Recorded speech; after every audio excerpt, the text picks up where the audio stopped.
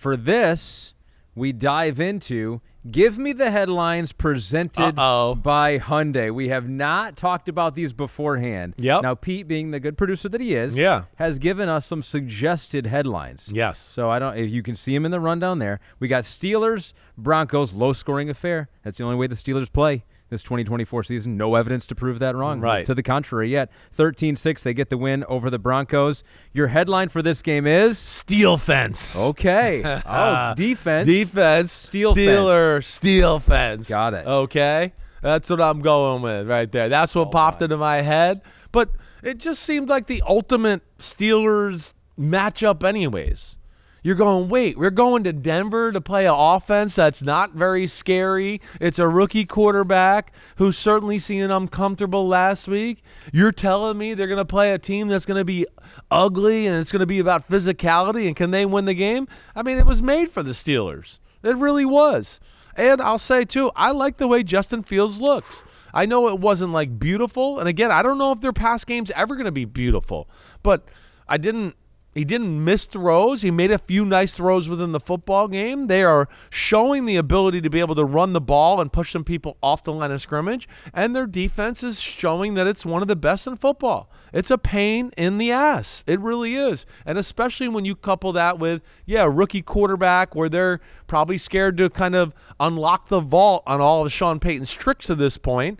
And then you add on top of that, who is there to be really scared of in their offense? And it's kind of that's where the Broncos are at right now. They're in a tough spot. Yeah, they got a lot of issues right now. We'll get to them in a second. But, Justin Fields now has won 6 of his last 8 starts. Not that wins are a quarterback stat, but he's now 2-0 with Pittsburgh in this one. T.J. Watt, another big day, had a sack, another couple tackles for a loss. But we do have Plug and Play 16, says, hey, Chris and Ahmed and crew.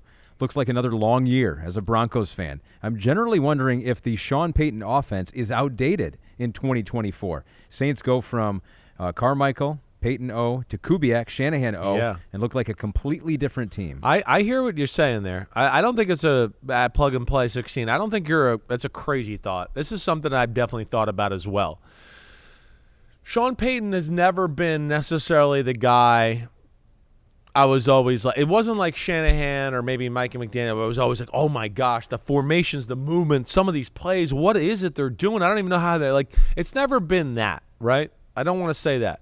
Now he, from time to time finds a wrinkle where you go, oh my gosh, that was a cool play, right? But generally speaking, it is more about systematical execution, right? And I mean that with executing in their own offense and slowly executing the defense into death. When they're rolling, Drew Brees is like a robot. Exactly right. And that's where I don't think he's got anybody yet to be able to say, wait, my offense is in full flow here, right? So it's not about Sean Payton, the wow plays, maybe like sometimes it is with Ben Johnson, where I go, oh, that was cool. That was cool. They packaged that and called it together.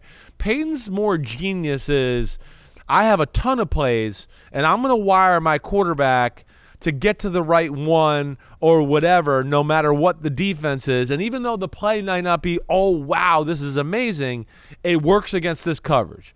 And we're going to slowly, like you said, Drew Brees, just work our way down the field with the right play and precise execution and do it that way. They, of course, don't have that quarterback right now. But then on top of that, what I think makes it double ugly is an offensive line that just can't say, hey, we're going to run you over, right, with no big-time running back. And then no guy on the outside that goes, a defense goes, oh, hey, it's third down. We got to double this guy. Or, oh, we got to be careful about playing man-to-man. This guy will run by us, and Bo Nix will throw a touchdown. So they got a few things they're fighting there on that side of the ball, right? But I'm not ready to say quite what you're saying at Plug and Play 16. Do I think he's totally as creative as maybe some of the other great OCs in football? No, I don't. But I still don't think he's got the team in a spot where he can show his true genius and all the things he can do on the offensive side. Still a bright enough mind to figure it out, and a rookie quarterback who's just learning things as we go. Yeah, it's tough. And he's got if you're Bo Nix, ding, ding, ding, you get to play Seattle and Mike McDonald in Seattle, and then you get to come home and play the Pittsburgh Steelers. Like, there couldn't be two worse defenses to start your NFL career against with the schemes, and then, of course, being in Seattle is a tough place to play, as you know. I believe my Detroit Lions have the Arizona Cardinals next week, and the Cardinals looked amazing. They beat the Rams 41-10. Your headline for this one is? Mr. Perfect. With a yawn. Yeah, he was like, that was no big No deal. big Is deal. that what is that what that tweet meant from him? A little yawn. No X. big deal. So Kyler Murray is the first Cardinals quarterback with a perfect quarterback rating since Kurt Warner in 2008. It's 158.3. That's a perfect rating. Yeah. But here's the crazy thing. He was 17 of 21. So if he's 18 of 21, it's like he's better than perfect at that point. There's 4 incomplete passes. Oh. That's not perfect. It was awesome to watch. This was an ass whooping today. The Rams, you got to be concerned about their defense and the health of their football team. They're beat up. Excuse me, I'm burping.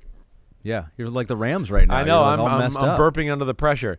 But, yeah, their offense is beat up. Offensive line beat up. Cooper Kupp gets hurt today. No Puka Nacua. So not only are they going into this game where we had questions about their defense, I think, in week 1 and week 2, and it was better week 1 than I expected it to be. Don't get me wrong.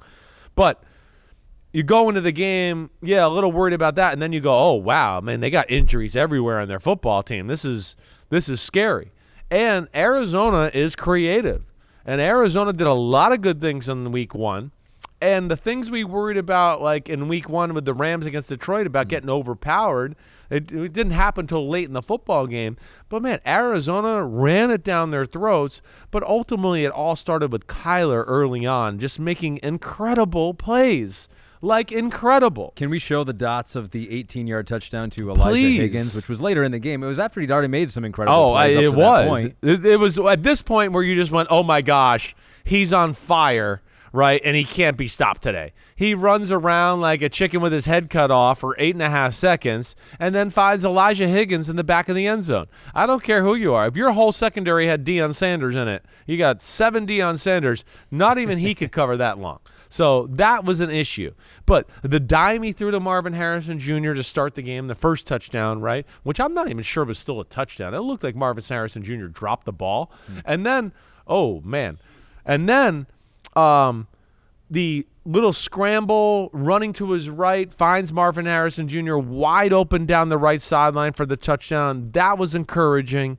I like the way the Cardinals play. I like the way their offense is. And, again, I think they're a little physical up front. They got creative ways and plays they run the football. And their pass game is creative, too. And Harrison, I think, is going to be good. Trey McBride is really one of the better pass-catching tight ends in football. If they can get one other guy to kind of come out of nowhere and be a mainstay for their offense, I think they're going to be a real problem for some teams here. Arizona's most points in 2 seasons under Jonathan Gannon right now. A whole lot of good, a whole lot of bad for the Rams. You mentioned the injuries. Cooper Kupp leaving in the second quarter with an ankle injury. Yeah, of course, I worry Puka about the Nacua Rams here out. a little. Yeah. I worry. I do. Matthew Stafford can only do so much. He can only do so much. They haven't got the run game going, and like I've been saying all year and leading up to the season, I do worry about their defense. I do. I don't know if there's enough Jimmies and Joes there for them to be dominant. And that was Give Me the Headlines, presented by Hyundai. Yo, homies, thanks for watching. Yeah, it's time. The NFL season is here on Chris Simms Unbuttoned. You can hit subscribe to get all the weekly picks, plus our Sunday recaps as the games are happening. Oh, you know it. Nobody does that better than us. Thanks again for watching. Remember to subscribe. Peace out. We'll see you next time on Unbuttoned.